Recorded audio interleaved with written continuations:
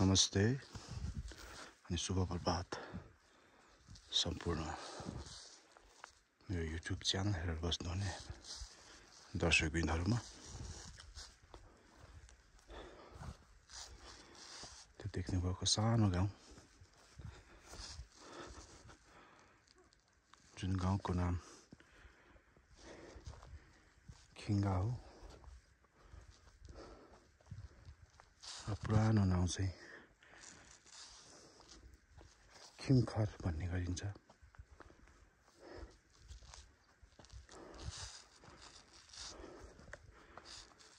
र पछाडि देख्नुहुन्छ तपाईले अरु 2-3 वटा गाउँहरु झारकोट त्यस्तै गरी रानीपौवा।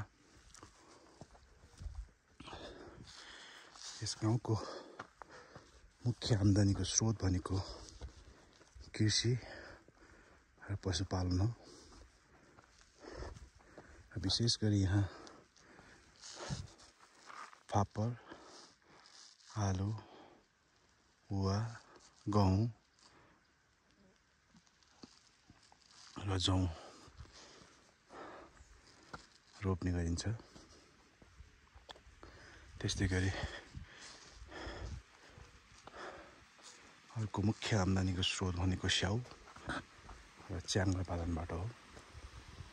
स्याउ र च्याङ्ग्रा पालनबाट चाहिँ यहाँका किसानहरूले मनग्य रूपमा आम्दानी गर्ने गरेको देखिन्छ।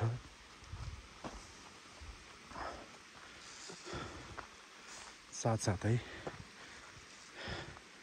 यस गाउँ र छिमेकी गाउँबाट अत्याधिक मात्रामा विदेश पनि पलायन भएका छन् र त्यसको अर्थतन्त्रलाई टेवा पुर्याउनमा धेरै ठुलो मद्दत गरेको छ रेमिट्यान्सको मार्फतबाट र आफ्नो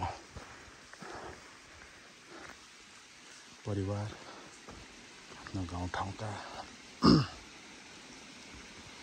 ठाउँमा एउटा उच्च राम्रो जीवनस्तरको लागि पनि ठुलो मद्दत पुगेको छ। यो भोटे पिपल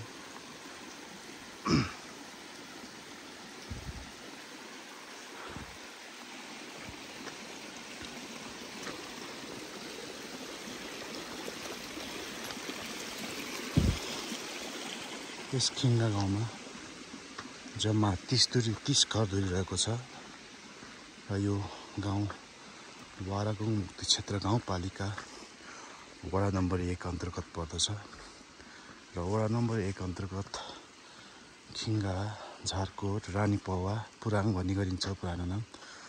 त्यस्तै गरी लुब्रा वडा नम्बर 1 अन्तर्गत पर्ने गरिन्छ। र यस वडा नम्बर 1 का जनताहरूको मुख्य पेशा भनेकै मैले अघि खिङ्गा गाउँको भनिहालेँ मुख्य पेशा कृषि र अन्यत्र गाउँको पेशा भनेको कृषि साथसाथै पर्यटन पनि हो। जुन रानीपौवा गाउँमा मुख्य पेशा भनेको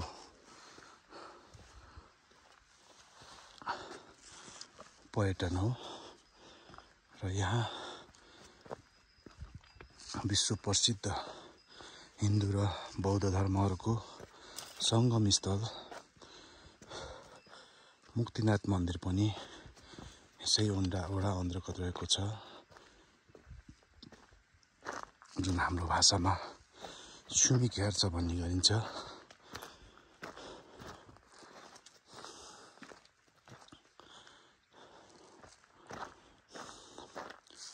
यस ठाउँमा बर्खामा यहाँका किसान खेती किसान गर्छन्। त्यस्तै गरी हिउँदोको समय व्यतीत गर्नको लागि कोही पोखरा कोही काठमाडौँ झर्ने गर्छन् तर अहिले अधिकांश मानिसहरू यसै ठाउँमा बस्ने गरिन्छ। जलवायु परिवर्तनको असरले यस ठाउँमा अहिले त्यति जाडो महसुस भएको छैन। करिब 4-5 वर्षको अन्तरालमा ठुलो मात्रामा हिमपात हुन सकेको छैन। त्यसै कारणले पनि होला यहाँ अहिले जलवायु परिवर्तनको प्रत्यक्ष रूपमा असर परेको देखिन्छ र भविष्यमा जलवायु न्यूनीकरणको लागि हामीले स्थानीय सरकारले केही ठोस रूपमा एउटा ठोस निर्णय गर्नुपर्ने देखिन्छ, जसको कारणले जलवायु परिवर्तनमा केही भए पनि न्यूनीकरण गर्न सकोस्। धन्यवाद।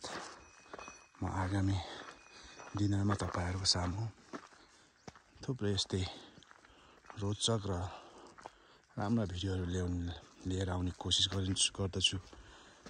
आजलाई बिदा चाहन्छु। धन्यवाद।